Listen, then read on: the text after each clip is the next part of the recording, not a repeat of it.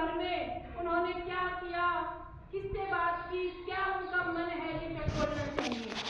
और मुझे तो लगता है कि जो हमारी माताएं हैं उनके अंदर वो गुण है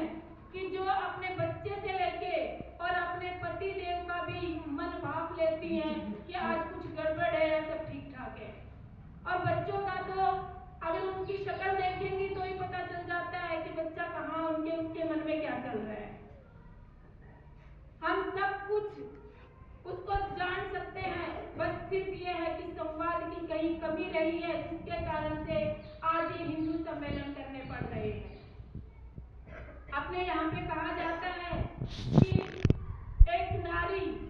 अपने पिता से लेके अपने पुत्र, अपने भाई और अपने पति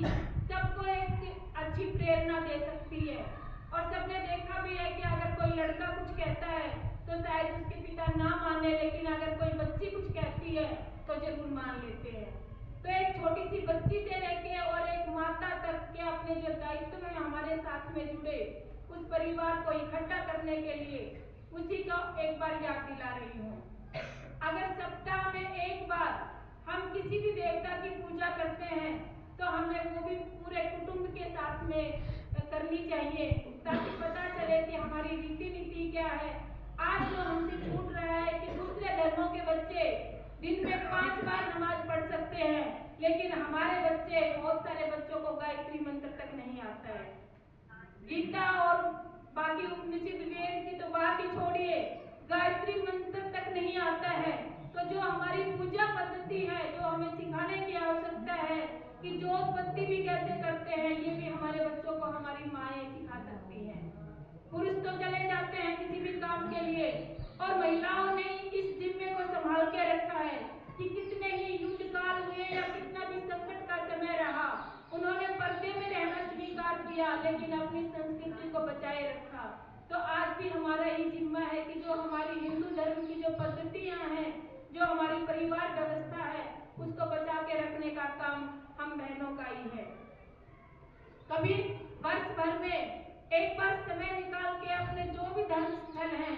जो हमारे देवी देवताओं के स्थान हैं, उन पे भी अगर परिवार के साथ में जाएंगे तो आने वाली पीढ़ियों को भी पता चलेगा कि हमारे यहाँ पे इस मंदिर में हमारी पूजा होती है, वो अपनी जड़ों से जुड़े रहेंगे। दूसरा विषय है कि स्वदेशी का, अगर हम जिस घर में रहते हैं हमारा परिवार अच्छा होगा तो परिवार को कुछ आवश्यकताएं होती हैं कि हम अपनी भाषा पे, अपने भोजन पे, अपने पहनावे पे, इन पे गर्व करें। ऐसा नहीं है कि कुछ भी हम जो आज पढ़े लिखे हैं सब समझते हैं कि हमें कहाँ कौन सी चीज करनी है, लेकिन उसके बावजूद भी अगर हम अपनी यहाँ हमारी जो हरियाणवी भाषा बोली जाती है, हिंदी बोली जाती है, उस पर गर्व करें और उसको बोल सकते हैं। साथ में स्वदेशी की जब बात आती है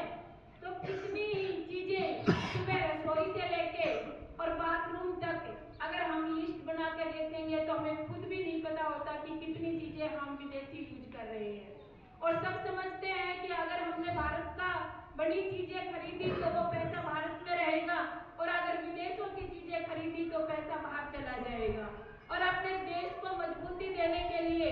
अपने समाज को मजबूती देने के लिए जो हमारे आसपास बनी चीजें हैं उनको खरीदना प्रारंभ करेंगे तो एक ये हमारा कदम भारत को और मजबूत बनाने के लिए रहेगा।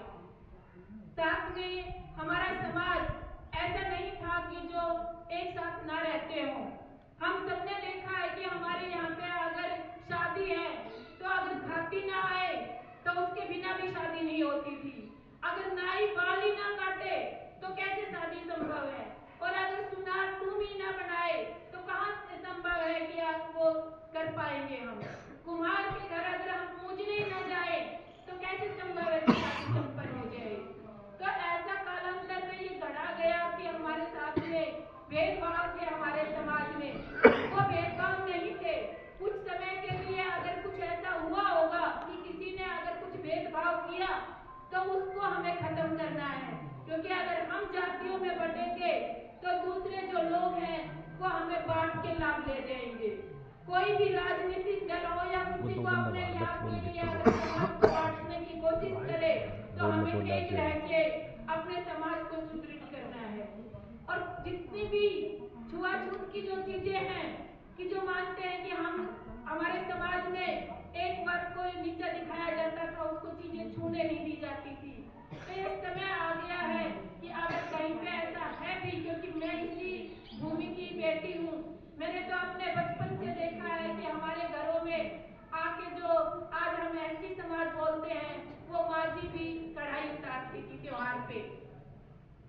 तो कहीं न कहीं अगर ऐसा है भी, पहली बात तो मुझे नहीं लगता कि अपने इस क्षेत्र में छुआछूत जैसी कोई ऐसी बीमारी है कि जो लोग ये सोचे कि ऊंच नीच है हमारी जातियों में। लेकिन कभी है भी तो हम ये प्रण लेंगे कि हिंदू हिंदू एक रहेंगे, भेदभाव को नहीं सहेंगे। एक साथ मैं बोलूंगी हिंदू हिंदू, आप अच्छे से दोहराएंगे कि एक रहेंगे। हिंदू हिंदू एक रहेंगे, भेदभाव को तो ये हम आज, चाहे हमारी संख्या कम है, क्योंकि मैं बहुत सारे सम्मेलनों में गई हूँ, तो वहाँ पे बहुत बड़ी संख्या में हमारी बहनें भी, बच्चे और भाइयों ने भाग लिया है। यहाँ थोड़ी संख्या कम है, लेकिन अगर हम भी चाहेंगे अपने परिवारों से, तो हम दूसरों को भी बता सकते हैं कि हम ये सब चीजें छोड़ने वाले हैं। अगर हमारा परिवार अच्छा होगा तो हमारा देश अच्छा होगा, देश अच्छा होगा, समाज अच्छा होगा तो हमारा देश अच्छा होगा। और कुछ आवश्यकताएं हैं हमारी कि अगर हम जहाँ रह रहे हैं तो हमें अच्छी सांस लेने की भी आवश्यकता है। हमारे घर के आसपास सफाई होगी तो और अच्छा वातावरण होगा, और अच्छा वातावरण करने के लिए हमें पर्यावरण के लिए भी काम करना चाह रहे हैं कि पर्यावरण का जो ये पंच परिवर्तन का विषय है, इसमें पर्यावरण भी एक बहुत महत्व का विषय है कि आज जितनी भी आसपास में सब अपने घर को छोड़ के बाकी जगह पे अगर कोई कूड़ा भी फेंक देता है तो किसी की हिम्मत नहीं है कि उस गलत को गलत कह सके, क्योंकि सबको लगता है कि कहीं फालतू में मेरे साथ ही ना झगड़ा हो जाए, जो फेंक रहा है उसको फेंकने दो।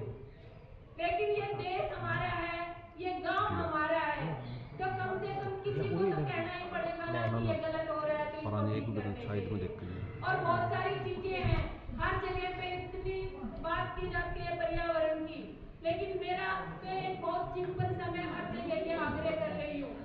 कि हमारे जो समाज में आज से लगभग 10 या 8 वर्ष पहले तक अगर ग्रामीण क्षेत्र में कभी भी गीत या भजन होते थे